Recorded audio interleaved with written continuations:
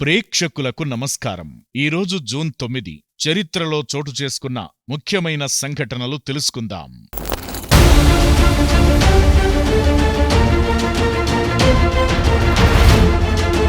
1934లో Donald Duck మొదటిసారి Walt Disney short film wise little హెన్లో కనిపించాడు. అదే సంవత్సరం ఆర్ఫన్స్ బెనిఫిట్లో అతని రెండవ ప్రదర్శన మిక్కీ మౌస్కు ఒక స్వభావ కామిక్ ఫాయిల్ గా పరిచయం చేసింది. ఆ తరువాత 2 దశాబ్దాలలో డొనాల్డ్ 150కి పైగా చిత్రాలలో కనిపించాడు. వీటిలో చాలా వరకు అకాడమీ అవార్డుల్లో గుర్తింపు పొందాయి. అలాగే టీవీ గైడ్ ద్వారా డొనాల్డ్ డక్ 50 గొప్ప కార్టూన్ పాత్రల్లో ఒకరిగా ఎంపికయ్యాడు. హాలీవుడ్ వాక్ ఆఫ్ ఫేమ్లో ఒక స్టార్ను అందుకున్నారు. 1983లో యునైటెడ్ కింగ్డమ్ సార్వత్రిక ఎన్నికలు జరిగాయి. ఈ ఎన్నికల్లో మార్గరెట్ థాచర్ నాయకత్వంలోని కన్జర్వేటివ్ పార్టీకి ఘన విజయం లభించింది.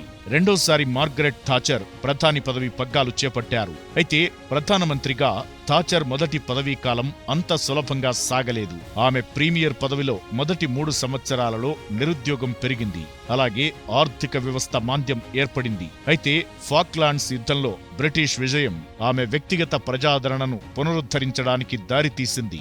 1986లో రోజర్స్ కమిషన్ నివేదిక ఛాలెంజర్ విపత్తుపై అధ్యయనం జరిగింది. సాలిడ్ రాకెట్ మోటార్లో ప్రెషర్ సీల్ విఫలమవడంతో ఈ ప్రమాదం జరిగిందని నివేదిక తెలిపింది. అలాగే డిజైన్లో లోపభూయిష్ట నిర్ణయాల వల్ల ఈ ప్రమాదం జరిగిందని తేల్చింది. ఈ నివేదిక నాసాలోని పేలవమైన ఇంజనీరింగ్, నిర్వహణ పద్ధతులను, ప్రధానంగా మార్షల్ స్పేస్ ఫ్లైట్ సెంటర్లో కాంట్రాక్టర్ మోర్టన్ థియోకోల్ను ఎత్తిచూపింది.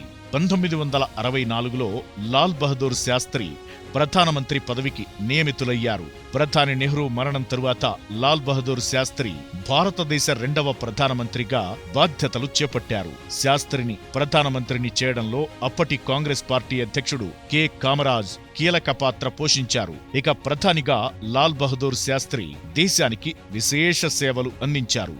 మృదుభాషి, సౌమ్యుడిగా పేరుగాంచారు.